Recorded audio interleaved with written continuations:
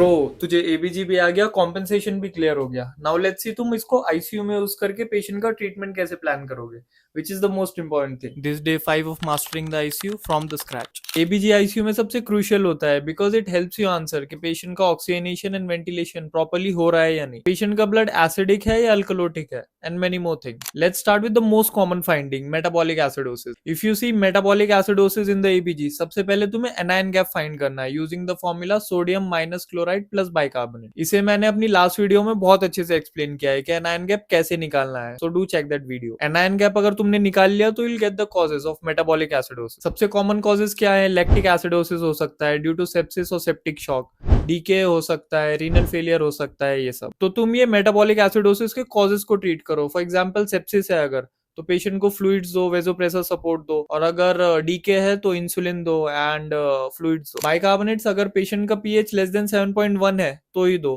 क्योंकि soda bicarb intracellular acidosis को बढ़ाता है, एंड मेनी मोर थिंग्स। तो तुम सोडा बाइकार्ब देने की जल्दी मत करो मेटाबॉलिक एसिडोसिस में, तुम बस कॉज को ट्रीट करो and metabolic acidosis will settle. अगर परसिस्टेंट एसिडोसिस है एंड यूरिन आउटपुट बहुत लो है इवन आफ्टर यूजिंग डायूरेटिक्स, तो the patient might be in the renal failure. You can go for dialysis for this. Also lactates monitor करो if you are suspecting sepsis. Lactates का importance क्या होता है sepsis में, ये तुम्हें next videos में बताऊंगा, but lactates monitor करो if you are suspecting sepsis. Simple है, अगर metabolic acidosis है तो सबसे पहले हमें anion gap निकालना है। anion gap से cause देखना है, अगर तुम्हें sepsis लग रहा है तो fluids दो patient को and then vasopressor support दो and also upgrade the antibiotic। अगर DK जैसा कुछ लग रहा है तो fluids दो patient को and insulin दो। and अगर renal failure है, अगर तुम्हें acidosis दिख रहा है persistent, urine output is low even after using diuretics, तो you can go for dialysis। and bicarbs अगर pH less than 7.1 है तो ही देना, or else just treat the cause। next if you see metabolic alkalosis in ABG, तो तुम क्या करोगे?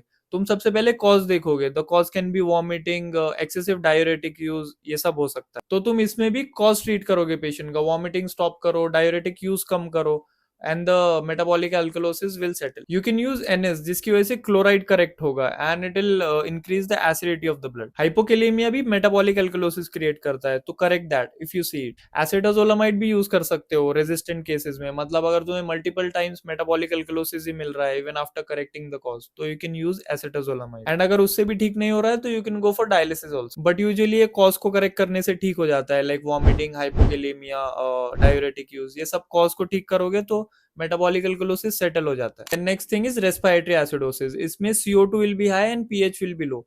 अब जो भी सारे हाई CO2 वाले कंडीशंस है वो रेस्पिरेटरी एसिडोसिस क्रिएट करेंगे, बिकॉज CO2 ब्लड में जब ज्यादा होता है वो एसिडिटी बढ़ाता है blood. These conditions can be COPD, sedation, CNS depression, OSA, ऐसा कुछ। इसमें तुम्हें ट्रीटमेंट क्या देना है? First check if the patient is tired of breathing और नीड्स वेंटिलेशन। COPD पेशेंट अगर है तो तुम्हें पेशेंट को बाईपैप पे लेना पड़ेगा, जिसकी वजह से CO2 बाहर जाएगा। तो CNS डिप्रेशन का कोई पेशेंट है तो you might need to intubate them CO2 को बाहर निकालने के लिए, एंड स्लोली कम करो CO2 को, एकदम से ड्रॉप नहीं करना। इसमें तुम्हें पेशेंट अक्यूट है या क्रॉनिक, ये बहुत मैटर करता है, बिकॉज अगर अक्यूट है तो तुम्हें जल्दी ट्रीट करना पड़ेगा patient. Then last is respiratory alkalosis. ये यूजुअली अगर टैकिपनिक है पेशेंट तो उनमें हमें देखने के लिए मिलता है। Tachypnea, fever, pain, anxiety, hypoxia, pulmonary embolism, ये सारे केसेस में हमें ये देखने के लिए मिल सकता है। तो बस इसमें भी करेक्ट करो कॉज को। अगर पेशेंट को एंजाइटी है तो एंजियोलाइटिक दे सकते हो, अगर हाइपोक्सिया है तो ऑक्सीजन सपोर्ट दे सकते हो, पेन अगर है पेशेंट को तो पेन किलर्स यूज कर सकते हो। इसमें बस ये याद रखो, RR जितना कम होगा उतना CO2 बॉडी में बढ़ेगा। बस इसमें तुम्हें हाइपर वेंटिलेशन ट्रीट करना होता है। ऑल्सो वेंटिलेटर सेटिंग्स कैसे चेंज करोगे एबीजी को देख के। समझो अगर पेशेंट को रेस्पिरेटरी एसिडोसिस है जिसमें CO2 ज्यादा है ब्लड में, जिसकी वजह से ब्लड एसिडिक हो रहा है,